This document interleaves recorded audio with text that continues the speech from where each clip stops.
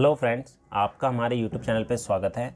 आज के इस वीडियो में हम एचटेट के टीजीटी एग्ज़ाम के जनरल मैथ्स के क्वेश्चन करेंगे जो कि 2021 के एचटेट एग्ज़ाम में पूछे गए थे। तो ये स्टार्ट करते हैं अपने इस वीडियो को। तो पहला क्वेश्चन हमारे पास है, तीन संख्याएं 2, 3 और 4 के अनुपात में हैं, उनके घनों का योग जो है हमें ये दे रखा है। तो संख्याएँ बतानी है कौन सी होगी। ठीक है, 3 numbers are in the ratio 3:2:3:4, the sum of their cubes is this, then the numbers are. ठीक है, हमें 3 नंबर का जो है रेशो दे रखा है। तो यहाँ पर अगर मैं पहला नंबर लूँ तो हमारा 2x हो जाएगा, दूसरा नंबर जो है 3x और तीसरा नंबर 4x हो जाएगा। इनके क्यूब का सम दे रखा है ये, मतलब कि अगर 2x का अगर हम क्यूब करते हैं प्लस 3x का अगर मैं क्यूब करूँ और 4x का क्यूब करें तो हमारे पास जो आंसर आएगा 33957 आएगा। ठीक है, तो इसको सॉल्व कर लेते हैं। तो 2 का क्यूब होता है 8, तो 8x क्यूब हो जाएगा। ये जो क्यूब है 2 पर अलग होगा और x पर अलग होगा। ठीक है, ऐसे यहाँ पर 3 का करेंगे तो ये हो जाएगा 27x क्यूब और 4 का करेंगे तो 64x क्यूब। ठीक है, और इक्वल टू में 33957। इन तीनों को अगर हम ऐड करें तो हमारे पास क्या आएगा, 99x क्यूब आएगा, जो कि इक्वल होगा 33957 के। अभी जो 99 है यहाँ पर आकर डिवाइड हो जाएगा तो x क्यूब इक्वल टू आ गया 33957 अपॉन में 99। ठीक है, अब इसको अगर हम कैंसिल करते हैं, इस पूरे को अगर आप कैंसिल करोगे तो हमारे पास बचेगा 343। ठीक है, तो हमारे पास क्या आया, x क्यूब की वैल्यू आ गई है 343। ठीक है, और ये 343 होता है हमारा किसका क्यूब होता है, ये होता है 7 का क्यूब। ठीक है, तो हमारे पास जो x की वैल्यू है वो 7 आ गई है। तो हमारे पास जो पहला नंबर होगा उसके लिए क्या करेंगे, 2 से मल्टीप्लाई करेंगे तो 2 × 7 ये हो जाएगा हमारा 14। दूसरे के लिए 3 से मल्टीप्लाई करेंगे तो 21 और तीसरे के लिए 4 से मल्टीप्लाई करेंगे 28। ठीक है, तो हमारा फर्स्ट वाला ऑप्शन जो है इसका करेक्ट होगा। नेक्स्ट क्वेश्चन है, 12 पुरुष एक कार्य को पूर्ण करने में 18 दिन लेते हैं, जबकि 12 स्त्रियां उसी कार्य के 3/4 भाग को 18 दिन में पूर्ण करती हैं। उसी कार्य को 10 पुरुष और 8 स्त्रियां साथ साथ कार्य करते हुए कितने दिन में पूरा करेंगी। ठीक है, तो यहाँ पर ये बोला है कि 12 आदमी जो है, इसके लिए मैंने m ले लिया, उस कार्य को 18 दिन में करते हैं। ठीक है, और आगे बोला है कि 12 औरतें, औरतों के लिए मैंने w ले लिया, वुमन, ये उस कार्य के 3/4 भाग को, 3/4 भाग को कितने दिन में करते हैं, 18 दिन में। तो अगर उसको पूरा करना हो तो कितने दिन में करेंगे, इस 18 को हम 3/4 से भाग कर देंगे तो हमारे पास कितना आएगा, 18 × हो जाएगा 4 ऊपर और 3 नीचे, तो ये आ गया 6, 6 चौक 24। तो ये कितने दिन में करेंगे पूरा काम, 24 दिन में करेंगे। ठीक है, ये हमारे पास आ गया है। अब अगर यहाँ से अगर मैं इक्वल रखूँ इसको, 12 आदमी 18 दिन में करते हैं और उसी कार्य को 12 औरतें 24 दिन में करती हैं। ठीक है, तो यहाँ पर अगर मैं सॉल्व करूँ, 12 से 12 कट गया, यह आ जाएगा 3 और यह आएगा 4, तो m अपॉन में w, यह आएगा हमारा 4/3। ठीक है, तो m हमारा 4 हो गया, w हमारा 3 हो गया। ठीक है, m से हमारा आदमी है और w से वुमन औरत है।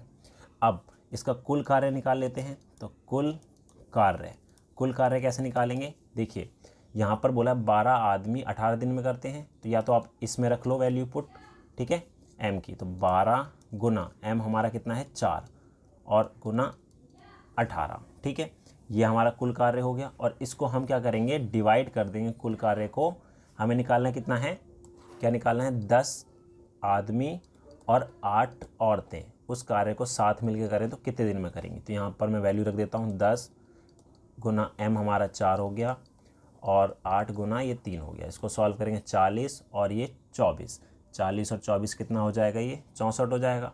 ठीक है, तो इसको हम 64 से भाग कर देंगे। तो इसको काटेंगे, 6 दूनी 12, ठीक है, 4 से 4 3 12 हो गया, 4 एकम 4, 4 6 24। ठीक है, तो इसको काटा, 4 एकम 4, ये 4 हो गया, फिर ये 2, ये 9 हो गया।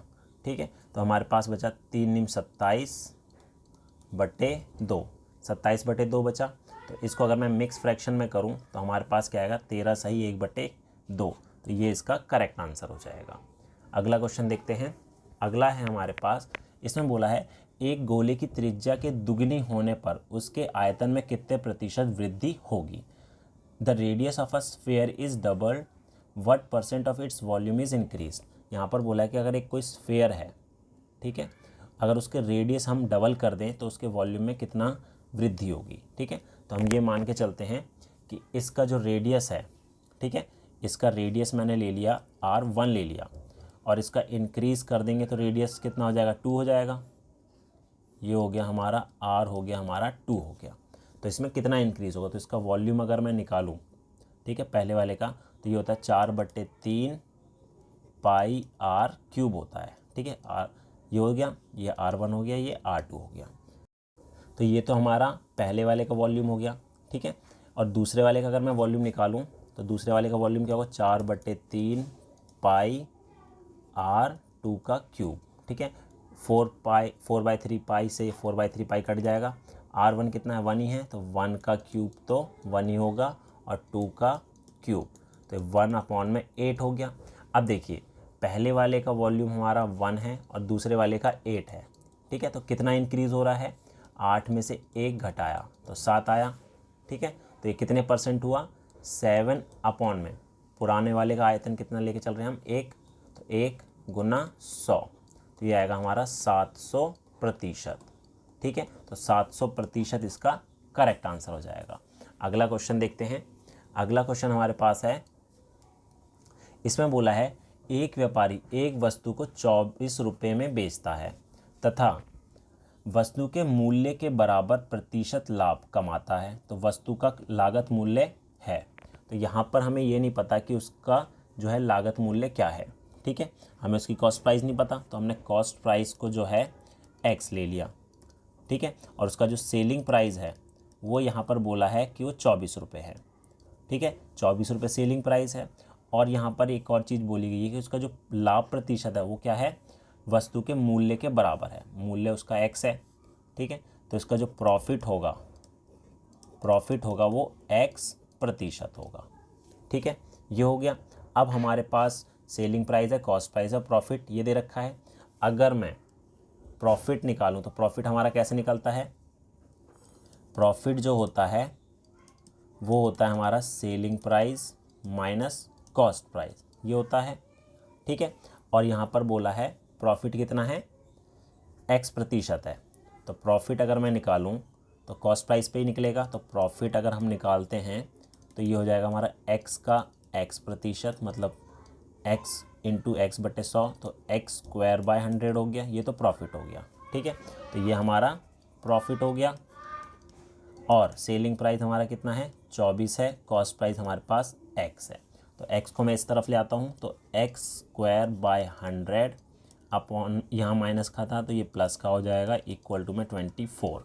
अब देखिए इसको अगर हम सॉल्व करने बैठेंगे तो क्वाड्रेटिक इक्वेशन बनेगी और उसको सॉल्व करने में टाइम लगेगा। तो अब हम क्या करते हैं, यहाँ पर जो है x की वैल्यू पुट करके चलते हैं। ठीक है, तो अगर मैं यहाँ पर x की वैल्यू जो है 15 लूँ, ठीक है, x की वैल्यू अगर मैं 15 रखता हूँ तो क्या वो राइट हैंड साइड के इक्वल आ रहा है, अगर सही आ रहा है तो वही हमारा उसका आंसर होगा। ठीक है, तो अगर 15 लेता हूँ यहाँ पर, तो यहाँ पर 15 का स्क्वायर हमारा 225 हो जाएगा, बटे में 100 जमा 15।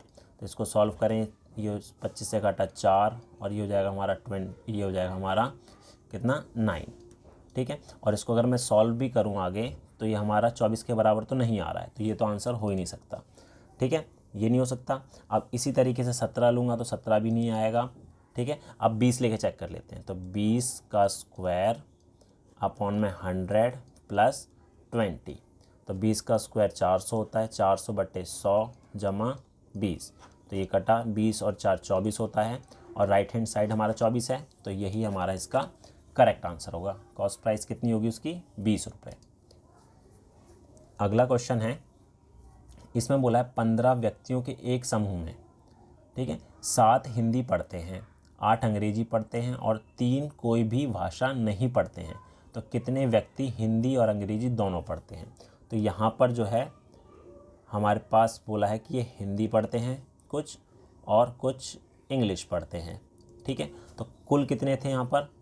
कुल थे व्यक्ति 15, और इनमें से एक और चीज़ बोली कि 3 जो है कुछ भी नहीं पढ़ते हैं। ठीक है, तो जो पढ़ने वाले हैं हिंदी या इंग्लिश, ठीक है, हिंदी या इंग्लिश जो पढ़ते हैं वो कितने हो जाएंगे? 15 में से अगर मैं 3 घटा दूँ तो 12 होंगे। ठीक है, 12 वो लोग हैं जो या तो हिंदी पढ़ रहे हैं या फिर इंग्लिश पढ़ रहे हैं। अब इसमें ये बोला है कि 7 व्यक्ति जो है वो हिंदी पढ़ते हैं, 8 व्यक्ति जो है अंग्रेजी पढ़ते हैं। ठीक है, हिंदी पढ़ने वाले हैं 7 और इंग्लिश पढ़ने वाले हैं 8। ठीक है, तो अब दोनों सब्जेक्ट पढ़ने वाले कितने हो गए? उसके लिए हम क्या करेंगे, इन दोनों को जोड़ देते हैं, 7 और 8 ये हो जाएगा 15, और उसमें से घटा देते हैं 12। ठीक है, तो कितने लोग आ गए? 3 लोग। तो 3 लोग हैं जो कि दोनों सब्जेक्ट पढ़ते हैं। ठीक है, आगे देखते हैं। अगला है, यहाँ पर हमें पी और क्यू की वैल्यू निकालनी है। ठीक है, तो हमें यहाँ दे रखा है 3 + √5 अपॉन में 3 - √5।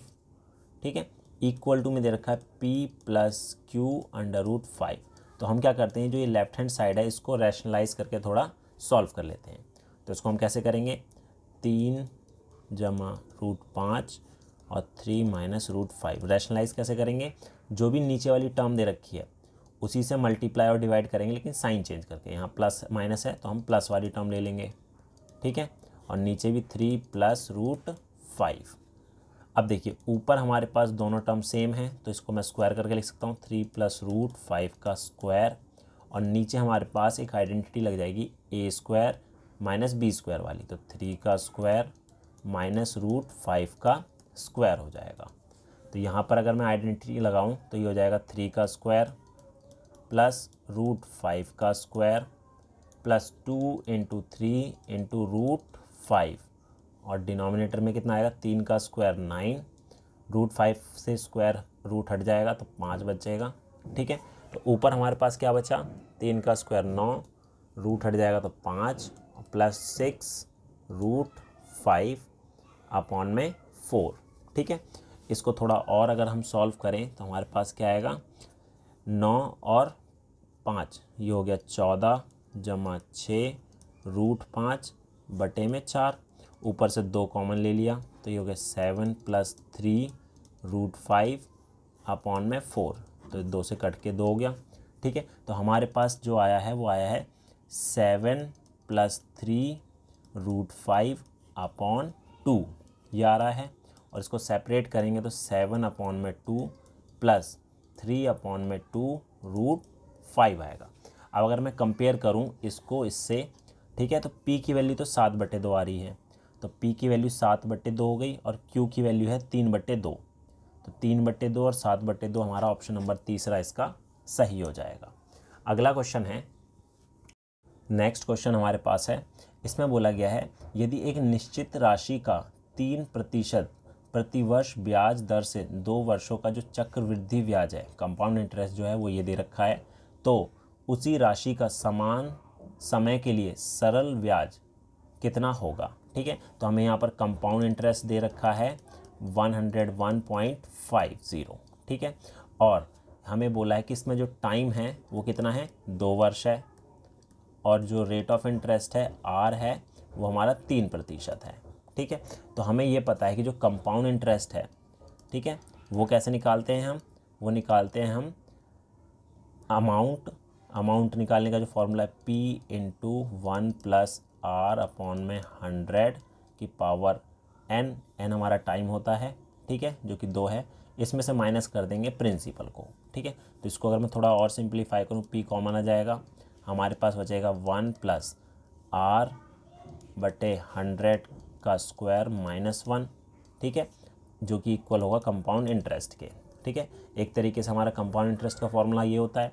तो यहाँ पर वैल्यू पुट करूँ तो 101.5 = P, यहाँ पर अगर मैं R की वैल्यू पुट करूँ तो कितना है, रेट हमारा 3% है, 3/100, और टाइम 2 साल है, और ये 1, तो यहाँ पर आएगा P, इसको अगर सॉल्व करूँ एलसीएम लेके तो 103/100 का स्क्वायर -1। ठीक है, तो इसको थोड़ा और सॉल्व करते हैं तो P × एलसीएम लूँगा तो ये होगा 103 का स्क्वायर माइनस 100 का स्क्वायर बटे में 100 स्क्वायर, ये आएगा। ठीक है, अब यहाँ पर मैं एक आइडेंटिटी यूज़ करता हूँ। ठीक है, जो ऊपर है 103 का स्क्वायर माइनस 100 का स्क्वायर, इसको एक बार हम प्लस करके और एक बार माइनस करके लिख सकते हैं। ए स्क्वायर माइनस बी स्क्वायर वाली आइडेंटिटी जो कि होती है ए स्क्वायर माइनस बी स्क्वायर वाली होती है ए माइनस बी करके लिख दो और ए प्लस बी करके लिख दो। ठीक है, ये इसकी इक्वल होती है। तो यहाँ पर लिखेंगे तो आएगा पी ब्रैकेट में बचा, अगर माइनस करके लिखें तो 3 और प्लस करेंगे तो 203 बटे में 100 का स्क्वायर, ये आ गया। और ये इक्वल है हमारा किसके, 101.5 के इक्वल है। ठीक है, तो इसको सॉल्व कर लेते हैं। तो इसको सॉल्व करेंगे तो हमारे पास ये कितना आ जाएगा, प्रिंसिपल जो आएगा P आएगा, ये आएगा हमारे पास 101.5 इंटू ये जो है ऊपर चला जाएगा। ठीक है, और ऊपर वाली टर्म नीचे आएगी 3 इंटू 203, इसका पॉइंट हटाएंगे तो नीचे हमारे पास 10 आया, इसको काटा ये 5 पे कटेगा। ठीक है, हो गया, इससे काटा ये आया। तो हमारे पास प्रिंसिपल जो आ रहा है वो कितना आ रहा है, 5000 बटे में 3, ये हमारा प्रिंसिपल है। ठीक है, अब हमें क्या निकालना है, इसका सिंपल इंटरेस्ट निकालना है। तो सिंपल इंटरेस्ट निकालने के लिए हम क्या करेंगे, सिंपल फार्मूला लगा देते हैं जो कि होता है P, प्रिंसिपल तो हमारा यही है 5000 बटे 3 गुना टाइम 2 साल का, रेट ऑफ इंटरेस्ट 3 है, इंटू 100। ठीक है, इससे कैंसिल करा 3 से तो ये आ जाएगा हमारा कितना, 100। ठीक है, तो 100 इसका करेक्ट आंसर होगा। अगला क्वेश्चन हमारे पास है, यहाँ पर हमें दे रखा है 2 की पावर x इक्वल टू 4 की पावर y इक्वल टू 8 की पावर z। ठीक है, ये हमें दिया हुआ है और हमें x की वैल्यू बतानी है क्या होगी। ठीक है, तो इसको हम कैसे सॉल्व करेंगे, देखिए हमें दे रखा है 2 की power x is equal to 4 की power y is equal to 8 की पावर z, ये दे रखा है। ठीक है, और हमारे पास एक और चीज़ दे रखी है 1/2x plus 1/4y plus 1/4z। ठीक है, हम सबको क्या करते हैं, और इक्वल टू में 4, हम सबको क्या करते हैं x वेरिएबल में चेंज कर लेते हैं, और वो कैसे करेंगे, वो यहाँ से करेंगे। तो यहाँ पर इसको अगर हम लिखना चाहें तो ऐसे लिख सकते हैं 2 की power x is equal to 2 की power 2y is equal to 2 की पावर 3z। अगर हम इसको कंपेयर करें तो हमारे पास क्या आ जाएगा, ये आएगा x is equal to 2y is equal to 3z। ठीक है, तो ये आ गया। तो यहाँ से अगर मैं 4y की वैल्यू निकालूँ, ठीक है, 4y की अगर मैं वैल्यू निकालूँ तो कितना आएगा, 2x के इक्वल आएगा। ठीक है, क्योंकि 2y जो हमारा x है तो 4y हमारा 2x हो जाएगा। ऐसी 3z की वैल्यू निकालूँ तो 3z जो है हमारा x के इक्वल है, तो z की वैल्यू तो आ गई x/3। ठीक है, तो 4z की वैल्यू क्या हो जाएगी हमारे पास, 4z की हो जाएगी 4x/3 हो जाएगी।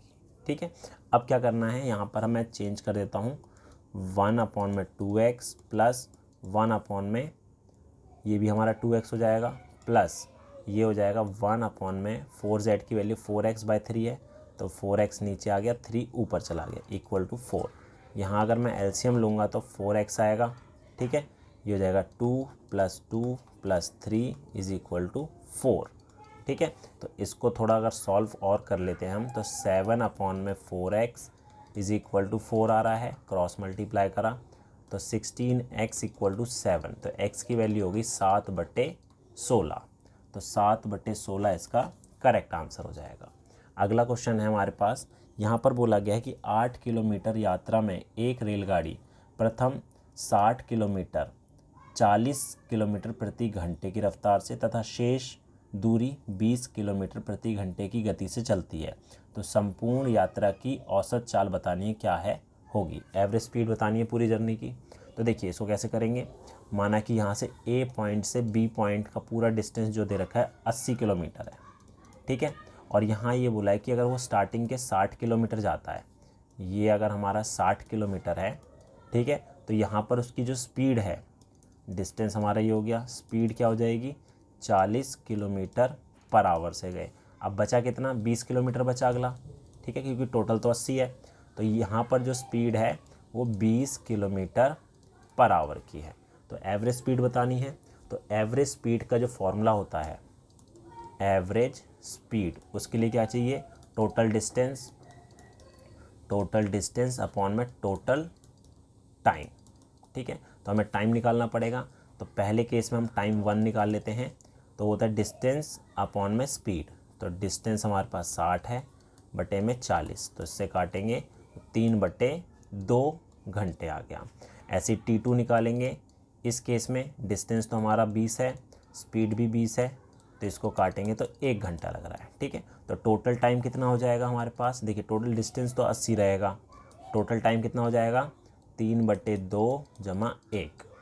तो इसको सॉल्व करेंगे, 80 बटे में 5/2, ये 2 ऊपर चला जाएगा तो 160/5, इसको काटेंगे तो 3 और 2 32 किलोमीटर पर आवर।